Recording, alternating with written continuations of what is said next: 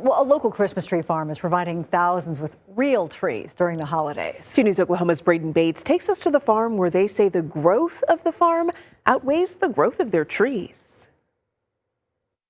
For about 43 years, a local farm right here in northeastern Oklahoma has been growing Christmas trees for your families to enjoy. However, this year they say they've had to overcome a few new challenges. First 2 days we sold almost all of our big trees. They were all tagged. Now what we have left in the field are the smaller trees, 6 and under. Bill Jacobs and his wife own the Owasso Christmas tree farm, and as any farmer knows, they're at the mercy of Mother Nature. So we did not get the growth in later the season that we normally do because of the drought. Jacobs says their trees are still beautiful despite falling a little short on height. Our big issue has been seedlings. We've had trouble obtaining good quality seedlings. And we normally buy them from the state of Oklahoma at their nursery there. He says they had to outsource some of their seedlings from other states to keep up with demand. According to the National Drought Mitigation Center, Owasso started October in a moderate drought, ending with extreme drought conditions, all when the trees needed water the most. Jacobs tells me their watering system can only keep them alive.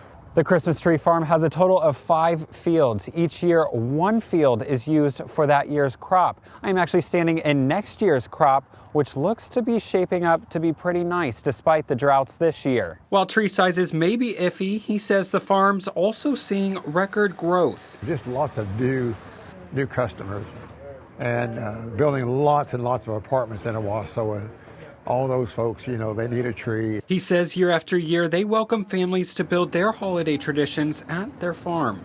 So Owasso's growing, and we're growing with them. In Owasso, Braden Bates, 2 News, Oklahoma.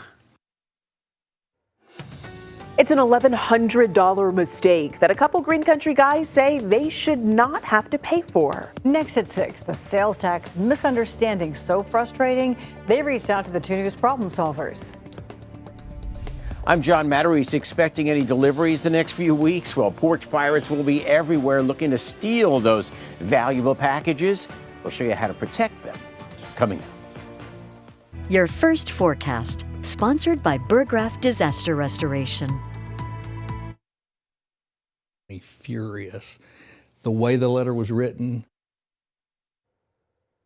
A letter about a costly mistake involving hearing aids and sales tax. 2 News Oklahoma reporter Kathy Tatum tells us who got the letter and what it says.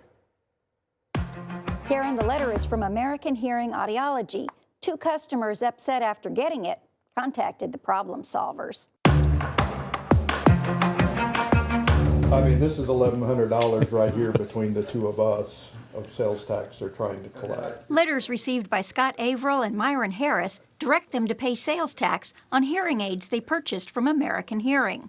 Scott 2 years ago and Myron 3 years ago. Both tell me the devices are life-changing. When I put these on for the first time, I was hearing sounds that I've never heard. What did you think when you saw that letter and that $500 plus bill? I was actually quite shocked and initially thought this might be a scam. Myron even reached out on Facebook to see if anyone else got one. But I saw his Facebook post, and then that's when I responded, hey man, I got the same letter. Oklahoma's tax commission tells me state law requires collecting sales tax on hearing aids unless they're paid for by Medicare or Medicaid. Hey, we realize we screwed up. Scott Wiedemeyer says he misinterpreted Oklahoma law, so his clinics didn't collect the required sales tax on hearing aids. He says an audit by the state showed that amounted to about $300,000 in uncollected taxes over 3 years. The letters are his attempt to get patients to send him the sales taxes they should have paid. This is a tax that is due under the state of Oklahoma statutes. And, I certainly won't be getting out of paying it to the state of Oklahoma. So I am going to try to make as good of accommodations as I can to as many patients and customers as I can. It should have been collected at the point of sale. It's a mistake that they made. It's their responsibility to settle up with the tax commission. The letters imply if customers don't send American Hearing the missing sales tax within 30 days, it and the state of Oklahoma could pursue collection of the balance. The state tax commission tells me, quote, any tax not collected at the time of sale does not make it an exempt sale, and the vendor can be liable for it. If that vendor later attempts to collect the tax from their clients, it then becomes a civil matter between the two parties and is no longer in the Oklahoma Tax Commission's jurisdiction to comment on. In Tulsa, I'm Kathy Tatum, 2 News Oklahoma.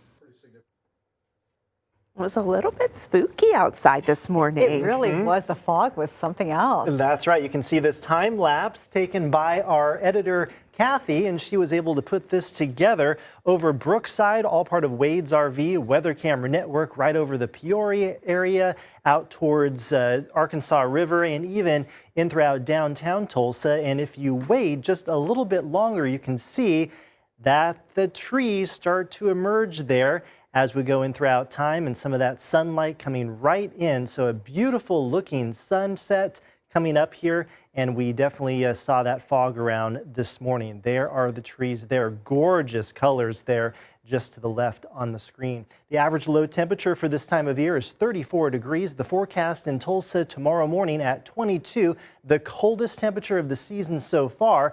Now the coldest so far has been on the 29th on Friday, which was down to 24 degrees officially at the Tulsa International Airport. Those 30s are coming down from the north right now, and in some cases below freezing and closer to the low to the mid-50s down towards the Red River off towards the south. Those 7-day low temperatures here over the next several days, so up to 40 degrees, so a little bit warmer by Wednesday morning, dropping things down to the mid-20s once again on Friday, and then up to the lower 40s around Sunday and Monday as our next cold front comes in throughout Green Country. Live right now on our Wade's RV weather camera network, clear skies from the Renaissance Hotel. The daytime high today was almost at 50 degrees, north winds between about 5 and 10 miles per hour. Earlier today across northeast Oklahoma, we had those northerly wind gusts between about 20 and 30 miles per hour, announcing the arrival of a dry cold front. We're already down to 36 degrees in Grove, 41 in Bristow, and into the upper 40s there in the McAllister area. On the satellite picture over the past couple of hours, clear skies in throughout the state of Oklahoma. Tomorrow we're going to see lots of sunshine, not only for the morning, but also for the afternoon. We don't have to worry about any fog by early tomorrow morning, just that